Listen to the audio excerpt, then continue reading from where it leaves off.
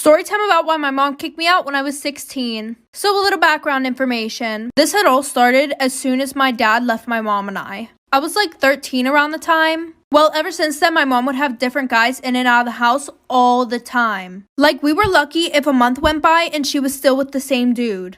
Which, I mean, I kind of get it because my dad did leave us for a woman that he had started another family with. But at the same time, it was just a whole mess. Anyway, so she had got with this new guy, and we're gonna call him Tyler. And by the way, the dudes that she would date, they would literally live at our house. Anyway, so a week after he moved in, I started getting really close to him, which usually never happens. Usually I would try to keep my distance because I knew how wrong it was of her having all these different guys in the house when I'm only 16. Anyways, every time that my mom would go to work, he would invite me to go see a movie, and he would just be really flirty with me. And he was only 6 years older than me, and my mom was 32. You do the math. Anyways, like for part 2. Part 2 about why my mom kicked me out when I was 16. So like I said, the guy was being super flirty with me, inviting me to the movies when my mom wasn't home and all that stuff. Well, then it led to more than just that. By the way, this guy did not have a job, so he was home with me 24/7. And I was doing online school. So we were in the house by ourselves, 12 hours a day, 5 days a week. Anyways, like I said, it led to more, and we started doing the nasty and stuff. Ew, just, yeah. Well, the one day after we got done doing the nasty in my mom's room, we had fell asleep. And yes, we did not have clothes on. Well, at 2 in the morning, I hear someone pounding on the bedroom door, and my mom worked night shifts. So we get up, he hurries up and gets dressed and tells me to hide under the bed. And he opens the door, and it's my mom's sister. My sister literally lived in the apartment next door. And she was like, oh yeah, neither of you were answering the phone, so she wanted me to check on you guys. Like, where's Elena? And I'm still under the bed naked, like for part 3. Part 3 about why my mom kicked me out when I was 16. So like I said, I'm laying under the bed, no clothes on. She asks where I am. And he's like, oh, she should be in her room. So he goes looking for me everywhere with her. And he's like, oh, well, maybe she's outside on the patio. And I don't know why the hell my mom's sister had a key to our apartment anyways. But she's still looking for me in the apartment, and she looks under the fucking bed. And at first she's like, oh my god, what did he do to you? And I'm trying to tell her nothing, like I made that decision on my own. So she calls my mom right away. My mom comes home. She's screaming at me, and she kicks me out. So I go to my grandma's house, and I told my grandma what happened. And my grandma calls her, and she's like, it's not her fault that you gave her daddy issues. And I'm like, bruh, what the fuck?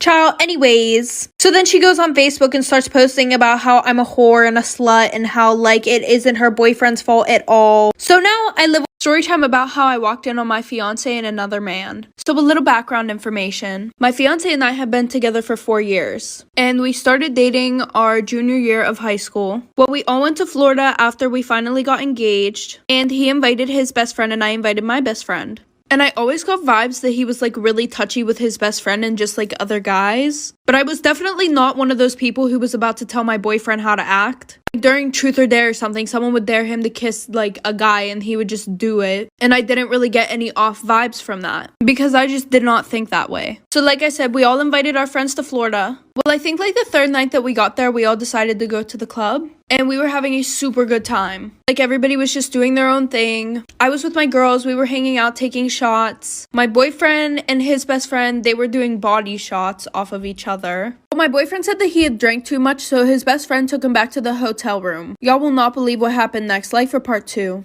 Part 2 about how I found my boyfriend and his best friend hooking up. So like I said, my boyfriend's best friend took him back to the hotel room. And I really wanted to spend time with him because we were only supposed to be there for like 3 days. So I decided I would go back to the hotel room early to go see him and make sure that he was okay. Well, I get to the hotel room and all the lights are off. It's very quiet and I think that everybody's sleeping. So I take my shoes off and I go to our room and nobody's in there. So I go to his best friend's room, and when I open the door, I see him and his best friend laying on the bed naked, making out. I literally stood there in shock for like 2 minutes, and they just like did not hear me, did not look over, did not see me or anything. Eventually, I literally was like, what the fuck? And they both look over, and my boyfriend is literally, it's like he saw a fucking ghost. So I leave the room, he gets dressed, he comes over to me, and he starts talking to me. Like for part 3.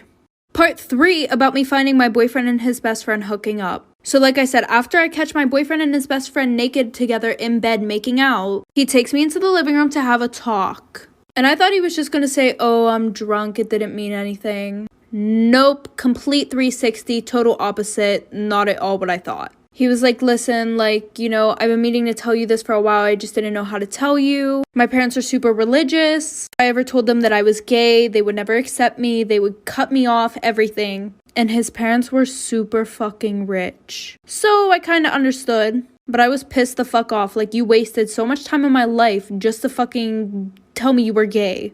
So he was like, we can still have the wedding and everything like that. You know, I understand if you don't want to be with me. So we kind of made a deal that, you know, if I stay with him, I can pretty much have access to all his family's money. I can buy the house that we were going to buy.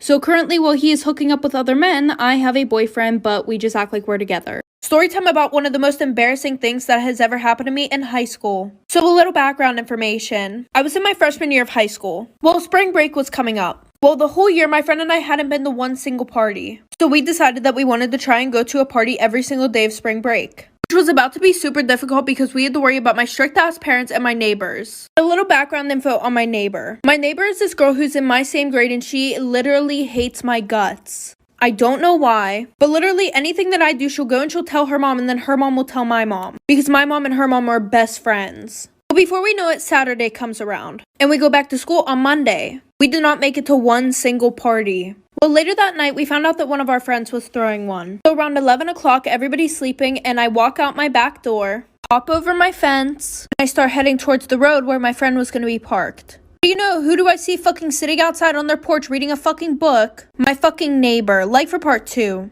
Part 2 about the most embarrassing thing that ever happened to me in high school. So like I said, the bitch that I hate is sitting out on her porch reading a fucking book at 11 o'clock at night. So I crouch down so she couldn't see me. I run to the car, and my friend and I finally go to the party. Well, we get to that party and it's really boring, so we decided to go to a different one. And the party that we were about to go through was being thrown by the kid that I really liked. So I start hanging out with him when we get there. I'm drinking a lot, having so much fun, and I really have to go to the bathroom. And I didn't know where anything was at all, so I grabbed my friend and we're looking around everywhere for the bathroom. Because when I asked him, he was super drunk and really couldn't explain to me where the bathroom was. So we were pretty much left to fend for ourselves. But we ended up not being able to find a bathroom, and this is where I had to improvise. So my friend and I go to the laundry room, and we see the litter box in there for the cat. Well, at this point, I was desperate, so I just went in the litter box. Well, 30 minutes later, the cops show up to the party. And everybody had to hurry up and leave because we did not want to get underages. Like for part 3.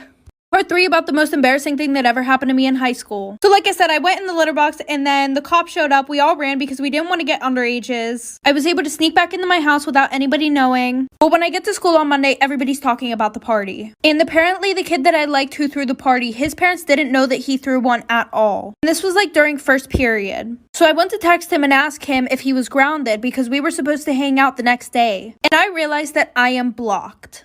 So I'm thinking, what the fuck, why does he have me blocked? So I told my friend that he blocked me, and she goes, it's probably because he saw what you did in the laundry room. And I'm sitting there and I'm like, there's no fucking way that he knows. Because there was a door that led to the outside in the laundry room, there were cameras in there. So everybody saw this video of me. People were posting it on their Finstas, posting it on their Snapchat stories. It was so fucking embarrassing. Not to mention, the bitch that I hate who lives next door showed my parents the fucking video, and I was grounded for fucking 4 months.